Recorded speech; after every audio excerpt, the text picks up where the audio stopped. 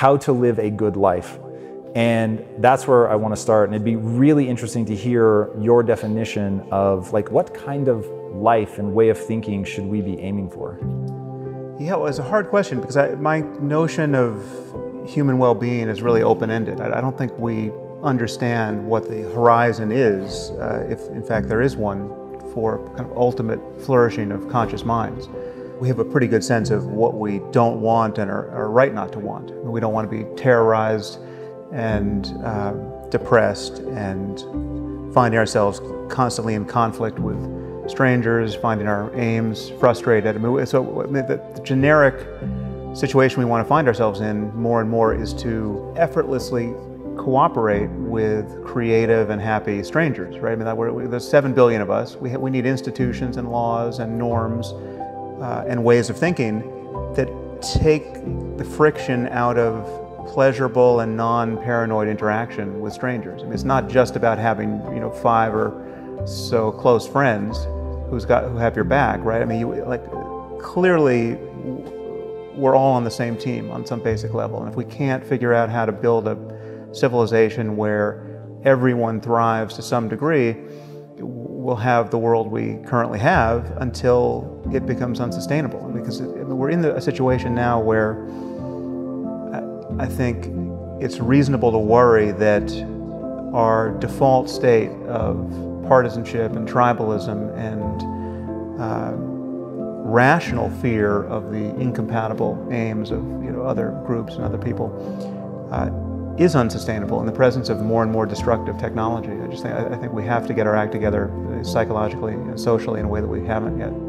Having our beliefs map onto reality to some degree is obviously good, because if they're not, you're just bumping into hard objects. Like if your map is completely wrong, you are bound to suffer, right? So we have to be in a situation where radical ignorance can't be bliss, right? So that's one principle. Now there could be a looseness of fit. There could be situations where being strictly right about what's true may be non-optimal, right? It may be useful to have a slightly delusional, self-serving bias, right? To think you're coming off better than you are. Like it may give you more enthusiasm for your life, more confidence. But anything that's too out of register is just delusion, right? And other people notice, and other people treat you like somebody who's just not tracking in a reality.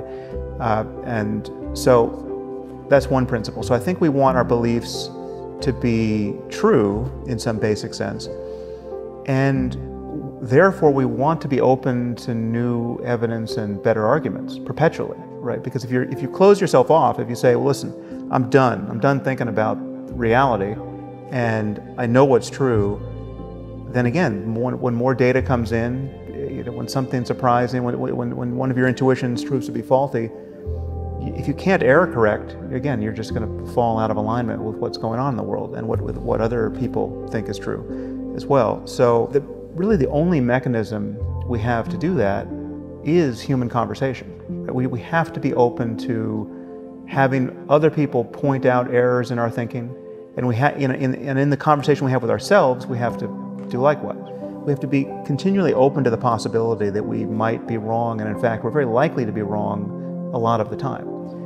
Most of what people care about can be thought of as a skill, right? Well-being is a skill. Not suffering unnecessarily is a skill. Noticing your emotional life and regulating negative emotion is a skill. And the moment you begin practicing mindfulness, which is just learning to pay close attention to the nature of your experience. You're not adding anything to your experience. You're just noticing what it's like to be you moment to moment, but in a way that is not reactive. You're not grasping at what's pleasant or pushing what's unpleasant away. You're just, to make this concrete, let's say you have a fear of public speaking, right? So you're about to go out on stage and you feel anxiety. The default state of someone who doesn't want to have that experience is just trying to figure, is one, to in advance worry about that experience. The anxiety is kindled just by the mere thought of what you have to do. Then once you feel the butterflies, you are at war with them, right? Your mind contracts around it. Your conversation with yourself is is an unhappy one. It's like, why the fuck am I this person who just can't, like I see people do this all the time, they're relaxed, I'm unhappy. You know, when am I, and you're talking to yourself, you're not noticing it because the thoughts just come up from behind you as fast as they can, and they seem to be you, right? You're identified with each thought that emerges in consciousness. And most people live their lives as though there's no alternative. We're not given a rule book for how to operate a human mind, right? And there's no place in a normal education where it's even indicated that there's an alternative here. And so we kind of stumble out into adulthood, more or less assuming that we'll always have the minds we have, and that really there's, you know, the only thing we can do to really upgrade our firmware is to just add new content. You know, we can read books, we can develop interests, but there's nothing at the sort of root level of our emotional and cognitive life that can change. And so mindfulness is a way of kind of dropping a little bit lower and realizing, so in this case, if you're feeling anxiety, there's actually a place from which you can just feel it, right? And be actually indifferent to it or anything else you could be feeling. I mean, just notice that there's even an unpleasant sensation. I mean, first you can notice that anxiety isn't even that unpleasant. I mean, it's so close to excitement in its actual physiology that really the difference between excitement and anxiety is more or less just the framing. It's just the story you're telling yourself. You know, if you felt these tingles and this, you know, slightly adrenalized response right before, you know, you're about to go on a roller coaster, that's part of why you're going on the roller coaster. You like that experience, right? But the fact that you feel that way when you're about to have an interview or you're about to, you know, walk out on stage, that's intolerable, right? So just dropping back and realizing the power of the framing is, again, this is a skill that is a fairly esoteric one, but now, you know, many people are learning it. You know, the secret's out. And it has immense utility, because then you can realize that the half-life of negative emotions is incredibly short. I mean, one, you can actually be psychologically free even in their presence, right? Your freedom and your well-being isn't even predicated on getting rid of the physiology, right? Like it can still be there, but if you're not continually thinking about all the reasons why you should be anxious, the physiology dissipates very, very quickly. And that's true for anger, it's true for anything that is classically negative. What can people do to learn to get control of their emotions? Well, the first thing to realize is that they already have control. Virtually anyone watching this, I would expect, can do this under certain circumstances. So the one example I would have you recall is, I'm sure this has happened to almost everyone, you're in some state like that, you're angry, you've just gotten triggered by something, but then the phone rings, right? And the phone, you're getting called by somebody who, this is not someone for you to process your anger with, this is like a business call, or like you have to function, right? And it actually perfectly interrupts your state. You actually can just reset and have the conversation, and the physiology is dissipating very, very quickly there. Your attention is on something else, and you're just having to function. Now, of course, if it's a friend or your mother or somebody who you can complain to, well, then you'll jump on and you'll amplify the state, because you'll have a reason to talk about it. So you can interrupt these states and simply put your attention on something else, and then it dissipates. One thing that I'm really curious to know, you seem just freakishly educated on a whole lot of topics. What is your process for learning? How do you go about intaking data? How do you start? Do you pull threads? What thread do you pull first? If you do, like, how do you really begin to educate yourself on any given topic? I do continually, I mean, I'm either listening to audiobooks or podcasts or the news when I'm working out or commuting, or you know, I'm just you know, constantly taking in information, you know, fairly passively when I'm multitasking. So there's not, you know, I mean, the one thing that I don't have a lot of in my life is music, because I can't write to music, certainly not music with lyrics. I can't podcast to music, obviously, and I've decided that there's so much that I'm interested in, there's so much that I want to know, that basically I just hear music by accident now. I mean, I just, like, if someone else is playing music, or if I walk into a store, there's music associated with the film, it's getting in. But otherwise, I'm just, it's just a fire hose of information pointed at my head most of the time. The sense of self, for most of us, is not a feeling that we're identical with our bodies. Most people don't feel identical with their physical bodies. They feel like they're passengers inside their bodies, right? They like my body's down here, like these are my hands, these are my legs.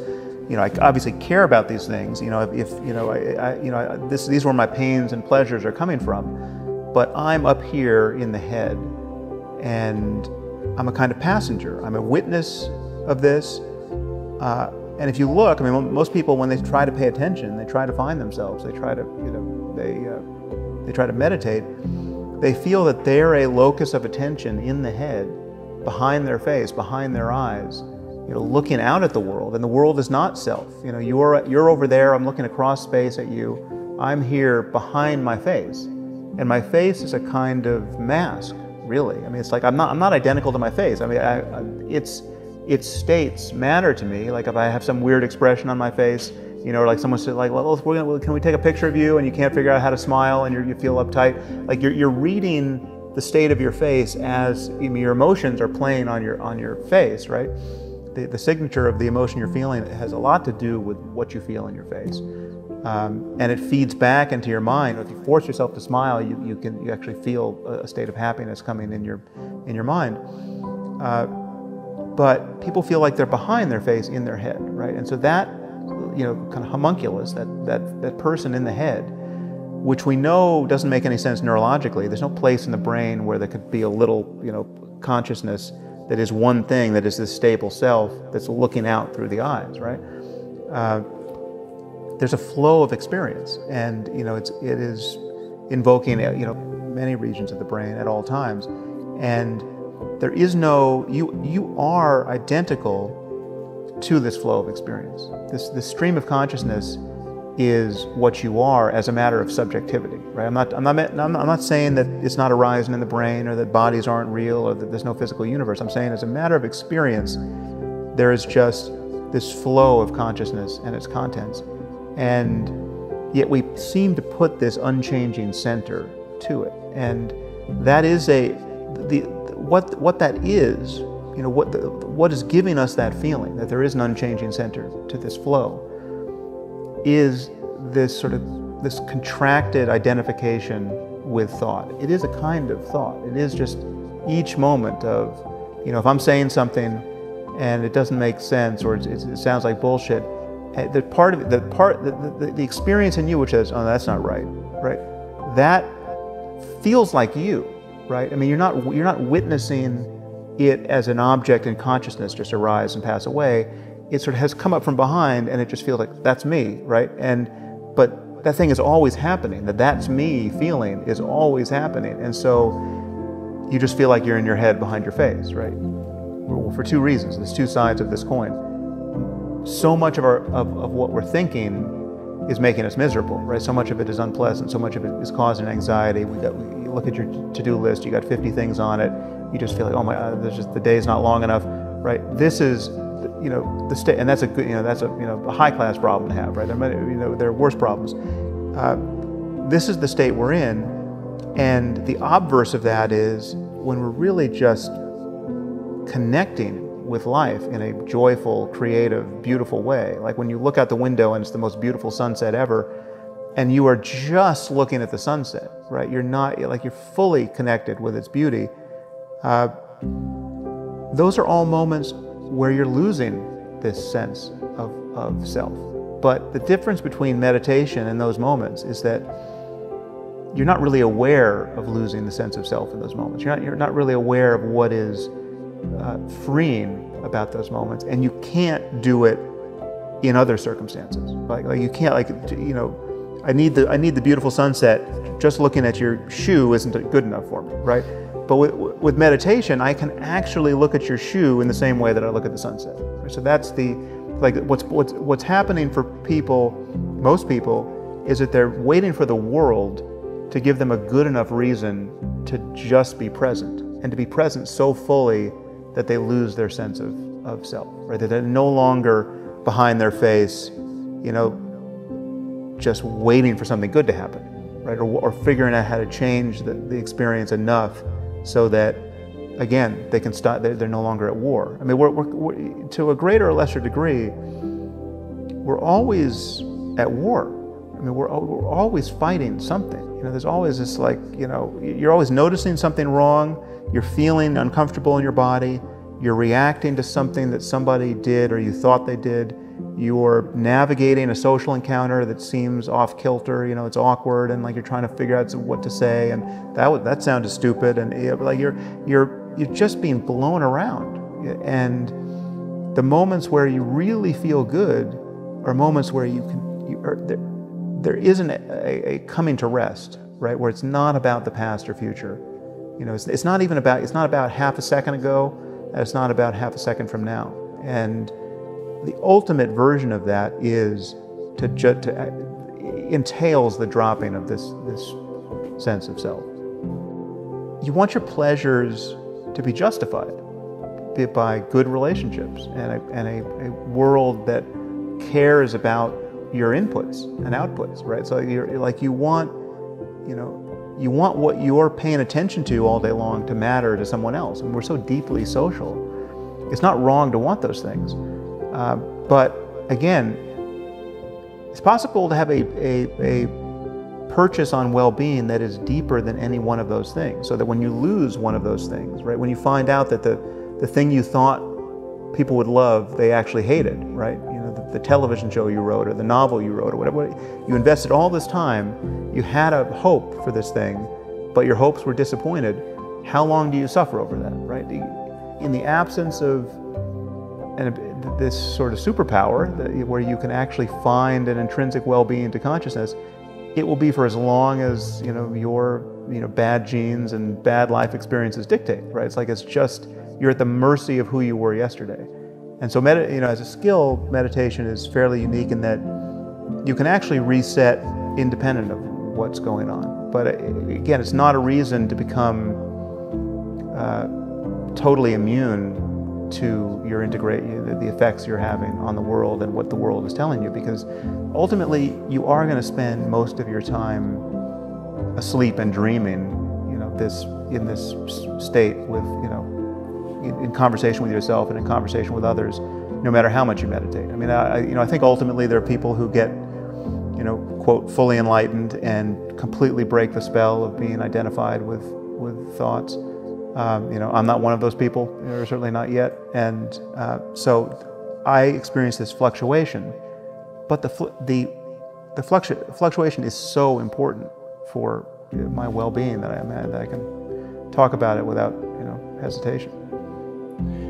What do you say to people who the deep fundamental problem in their life is that they're lost? They have no sense of meaning or purpose. They don't know what direction to go into. They're sliding towards depression because it all seems so pointless. That's something that I encounter with people a lot. People will stop me randomly and just be like, help. And I'd love to know, knowing that you have a very limited window of time with that person, what would you say in like 60 or 90 seconds that would hopefully send them on a path that would actually be useful? Well, I would just point out the mechanics of it, which is what is actually going on is that they're lost in thought. They're thinking without knowing that they're thinking basically every moment of their waking life, right? And the character of that story, in this case, is depressing or certainly productive of unhappiness. Now, there are at least three possible antidotes to that, and they should try all of them, right? So like if we're talking about a clinical depression, it's useful to say that there's a physiology to this that can be driven from below in a way that's not narrowly responsive to their thinking, right? So it'll tend to produce depressive thoughts, and the depressive thoughts will tend to feed back on the state. But I don't think all forms of depression are just a matter of what a person's thinking. I mean, it can be really, it's best viewed as a kind of disease, of physiology. And so, I'm not against antidepressants at all. I know many people who've, received a lot of help from them, and I hope we get better ones in the future. And pharmacology is definitely a piece of the solution for many people. and everything else that is good to do that people sort of lose their commitment to doing at the worst possible time should be done. I mean, you have to sort of get behind yourself and push to exercise and to socialize and to do things that you may not want to do, because those are good for you and help can break you out of it. But the normal range of psychological suffering, not clinical depression, but just feeling like life sucks and you're a failure and there's nothing, it's like you're stuck. That is a story of telling yourself a story. You're thinking, and you can either become more and more mindful of that and interrupt that more and more, and it should be you can reframe this continually and tell yourself a better story. Right? You can actually just engineer. You can change the code that you're running moment to moment. This particular maneuver is, I believe, comes from Stoic philosophy. I didn't actually get it from Stoic philosophy, but this sort of use of negative imagination, where you think of all of the bad things that haven't happened to you. Right? So if you're just, if you're stuck in traffic, driving to the job that you don't like, and you're frustrated, you can think of all the things that could happen to you, right, that haven't. And if any one of them happened to you, you would consider your prayers answered if you could just be returned to this moment, right? Like, you haven't been diagnosed with cancer, right? You've got 2 young kids, say, you want to live to see them grow up, and you could be the guy who today is going to find out you've got 2 months to live, right? And you have to, then the next 2 months is spent just unwinding your worldly affairs, right? You're not that guy, right? That hasn't happened to you yet. That's just more thinking, but it can have a profound effect. You can reframe your experience in a way that doesn't actually change anything material about your circumstance, and it can let the light in. And there are many techniques like that that are just a matter of invoking useful concepts skillfully.